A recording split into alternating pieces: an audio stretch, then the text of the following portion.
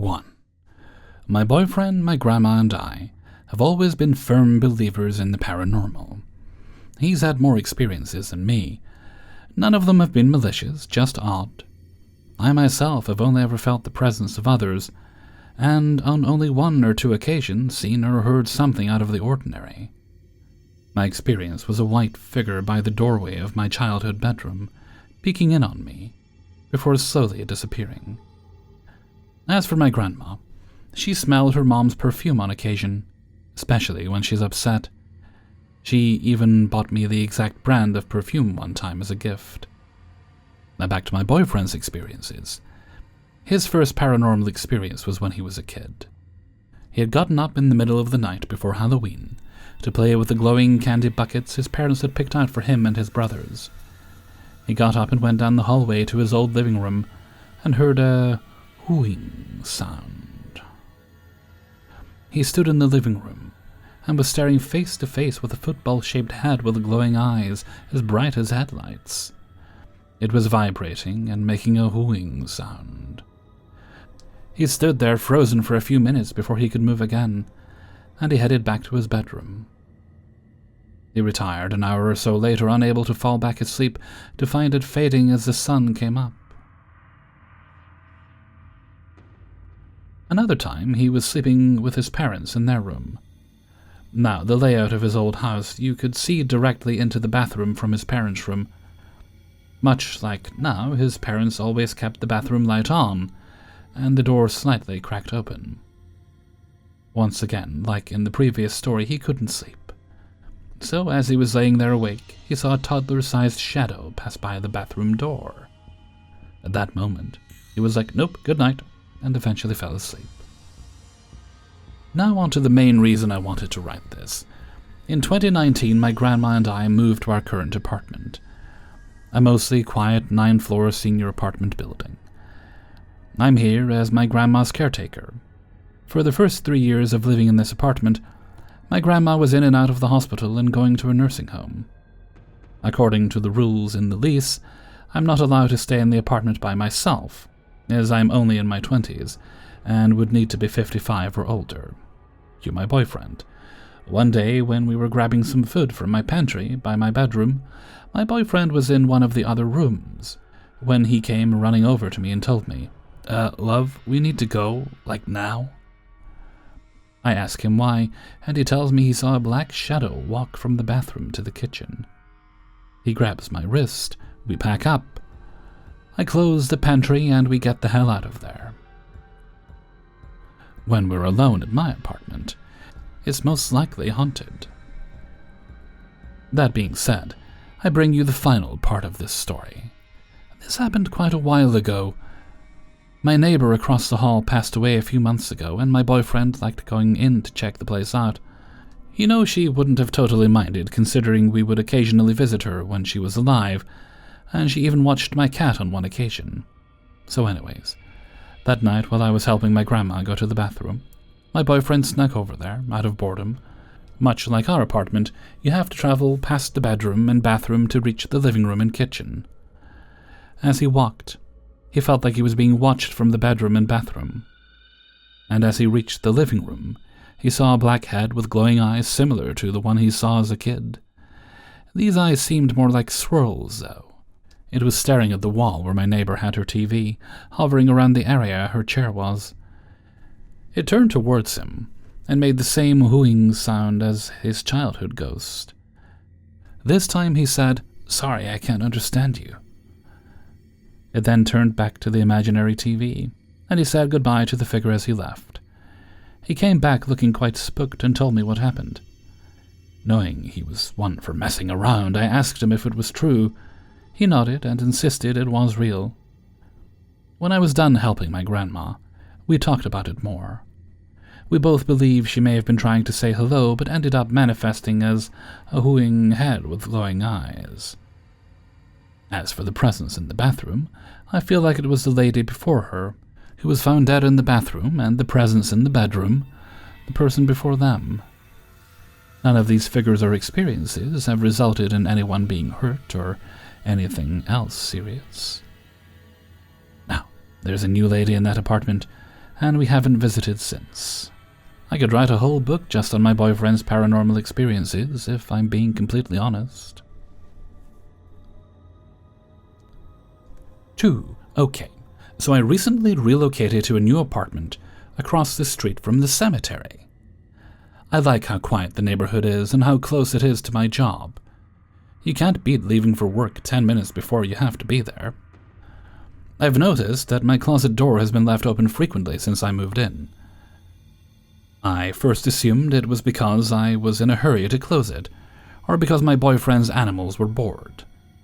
So I asked my partner to point it out to me and close the door to keep the cats out of the bedroom. Since we established that rule, it continues to be open.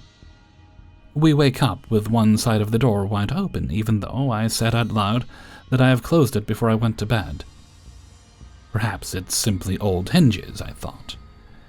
My makeup table, which is right next to my closet, has a floor lamp that occasionally turns on by itself. No matter how many times I turn it off, it just turns back on after a few minutes. This happened for a few days and became an inside joke every time I have to pay my electric bill. I unplugged the lamp, thinking there was something wrong with the wires. Must be an old house or something, and I do not want any further problems. I saw white stuff on my pillow last week after I got home from work. My boyfriend's side appeared to be untouched.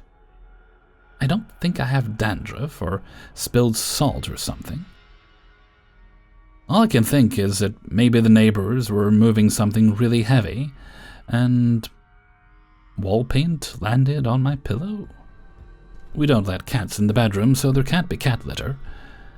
I don't know how it happened because I was at work, but it started to get on my nerves that everything that happened in this house ended up on my stuff. I thought it was weird and washed the entire bed set. Since moving in, I've been having terrible nightmares about the pain or death of my loved ones. And I'm not sleeping well like I used to before I moved in.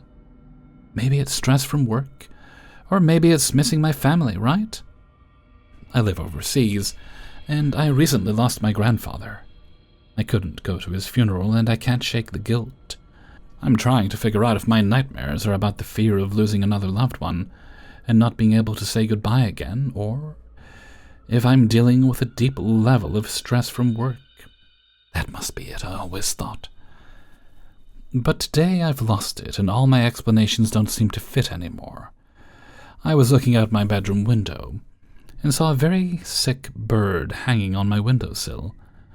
I was really sorry for that poor thing, and thought it might have been overheated from the hot weather and this sizzling aluminium sill.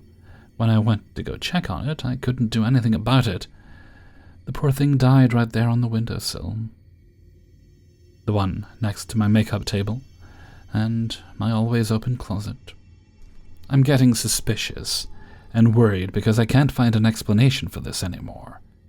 It frustrates me and spooks me out, why this is happening to me and my belongings. Has anyone else had an experience like this? Is something wrong, or am I overreacting? 3. For background, I'm a 24-year-old female and live in a country in Southeast Asia. My memories are not the best for my childhood, so apologies for the lack of details. My mother's side of the family apparently has history with delving into unexplained stuff, and the women in the family all possess a certain amount of the third eye, etc.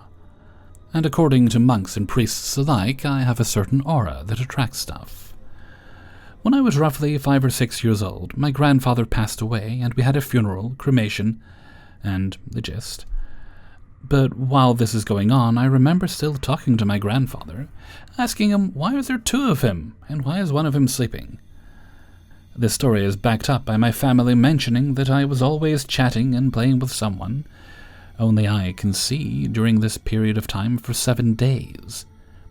Soon after, my parents then brought me to a Chinese temple and a church on different days to close my third eye. According to family recounts and my own blurry memories, I had imaginary friends, normal kid stuff, except I would call them angels, without ever being taught the word before. What creeped them out was the way I would talk to them about topics like life and death, things not common for kids below 5. In the near timeline, I also remember vaguely of seeing the infamous headless ghost. In the middle of the crowd, it was the body of a middle-aged man, and above his neck was nothing.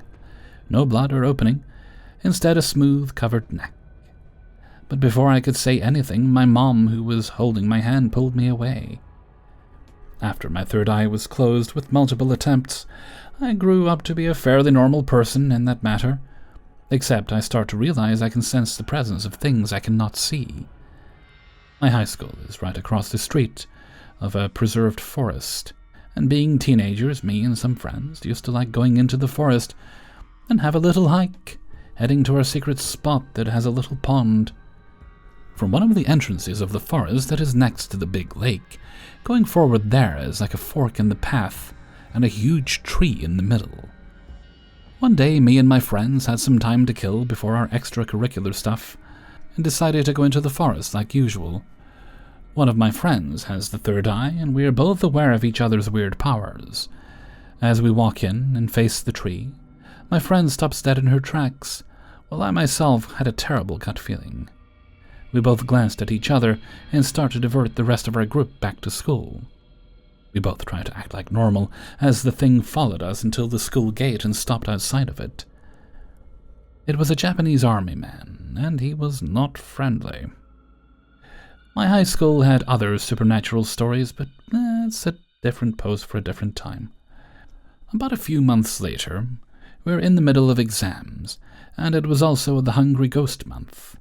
One night I went to bed late, after a study session, and was just drifting off when I felt someone or something tickling my feet, and I got very annoyed, sitting up thinking my siblings that I shared the room with were playing a prank.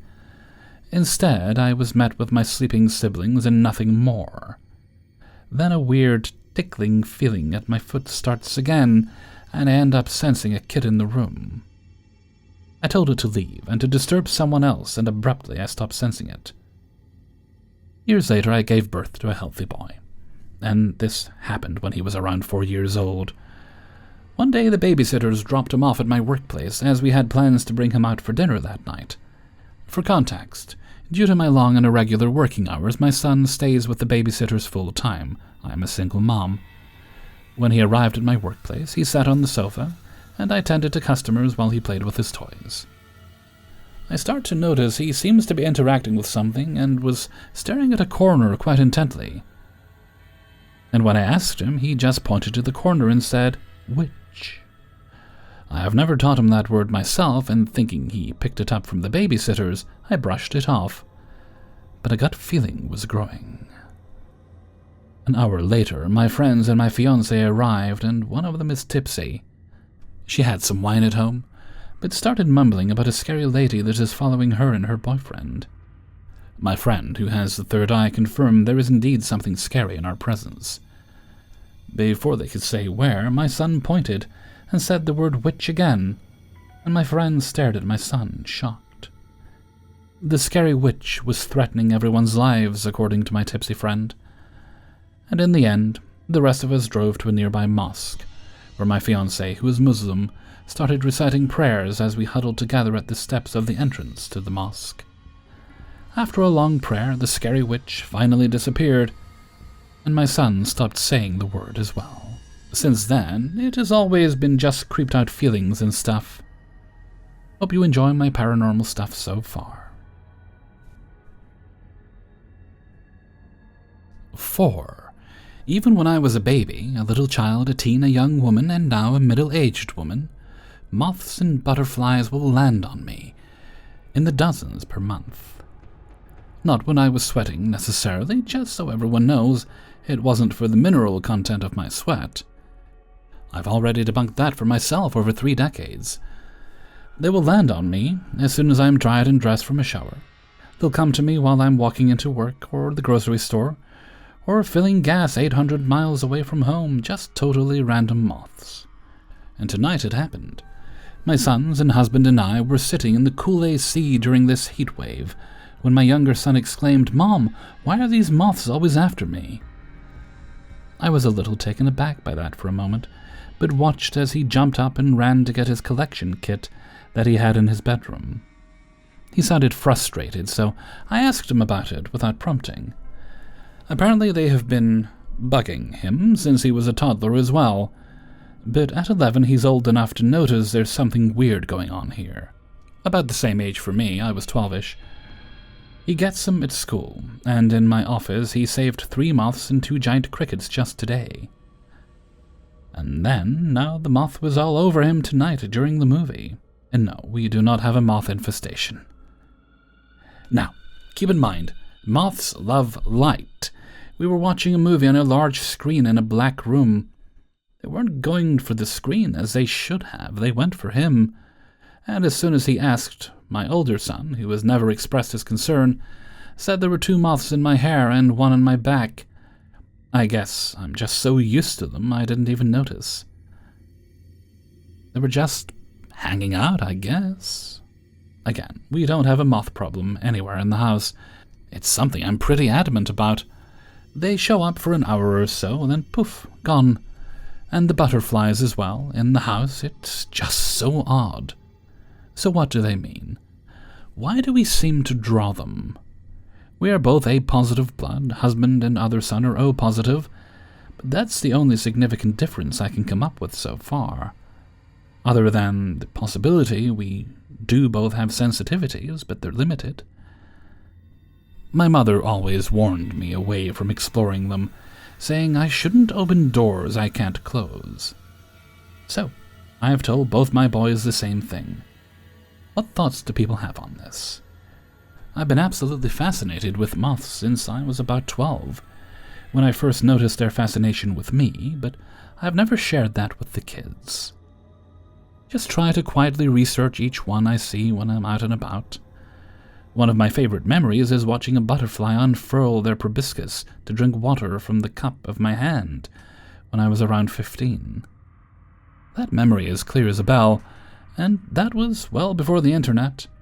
So I'm not sure of the species, but it hung around me for a full day, even when I would take it outside to release it.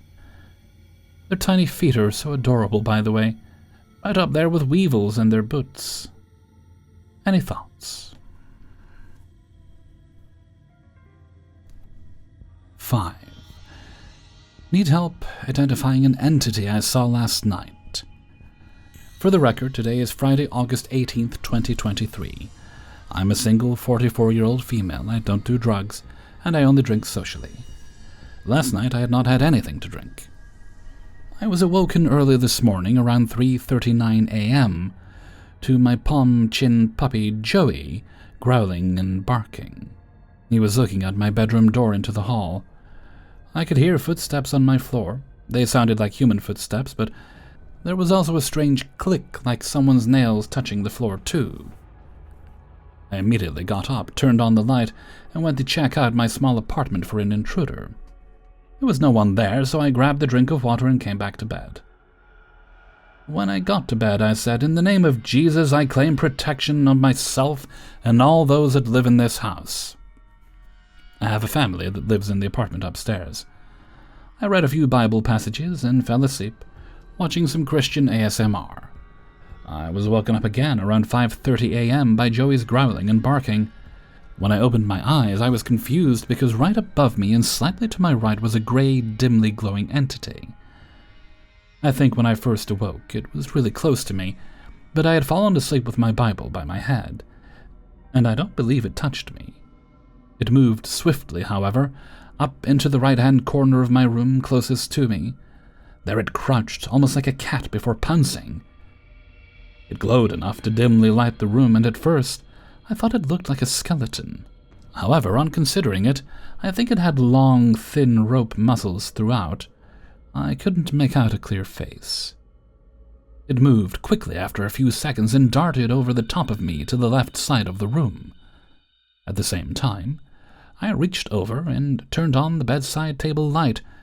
When I did, it was gone. There is a little more to add to this story, and I hope someone can help me identify this thing and what I should do. I called my sister this morning and described to her exactly what I had just shared. She surprised me by saying she knew exactly what I had seen. She said she saw a video of one taken by a man filming his friends on a rooftop. She described it as looking like a golem from Lord of the Rings, with a face that is indistinct. Except for the glow, that was pretty accurate. Has anyone seen this video? I can't find it. She says that the show described this entity as a lower-level demon. They're almost always controlled by someone and sent with the purpose of causing mischief. I hadn't told her yet, but I got a name when I saw that entity. But it didn't make much sense, so I just filed it. I have been blessed since childhood with being able to discern spirits, but as a Christian, I don't play in that pool. I don't seek these kind of things, and I am interested in advice on what I should do. I was not terrified, but I also don't want more late-night visits by whatever that was. Should I say something to the person I think sent it? How would you even go about that? I pray and believe in the power of the Holy Spirit and Jesus over demons. Should I do anything else? Any idea what this was? Thanks in advance for any help. Hey everybody, Hellfreezer here, and thank you very much for listening to Paranormal Stories, episode 343. And thank you very much to everybody who allowed me to use their stories in this video. Before you go, I would appreciate it if you booped the like button. And if you'd like to get the videos a little bit early, then you can support me through Patreon, which is linked in the description. You'll also find a link to the Hellfreezer merchandise store. And you can also make donations on a more one-off basis during streams and videos like this one. While you don't have to do this, I do appreciate it, and it helps me keep things going. Alright, let's see. I don't think there's any other business today. I don't think there's any shout-outs or anything. No, there isn't. So let's move right along to Hellfreezer's question of the day. And today's question is... I'm going to make it a food-related one because I'm literally at the end of a 2-day recording session for doing 7 videos, and I'm very, very hungry. What is your favorite recent food discovery? Mine is that after years of thinking I should probably do that, I finally figured out that, yeah, you can actually make pretty good sauces for food like pasta and things with your blender. Never done that before. I usually just made it for smoothies. And, well, actually, no, it's true. The only sauce thing I used it for was when I was doing vegan mac and cheese. Because it's a slightly healthier way to have something akin to mac and cheese without getting all that dairy. And I thought I could probably use it for just doing other things, just, toss things in there. And I made a very nice sauce the other day. It was with broccoli, cauliflower, and Brussels sprouts. A little bit of garlic and such in there, and some tomatoes as well. And it was a very nice sauce with my pasta. So that's my latest food discovery, and I look forward to seeing any you might be willing to share. And with that, I'm going to head off for now and make food. So until next time, thank you very much for listening, and take very good care of yourselves.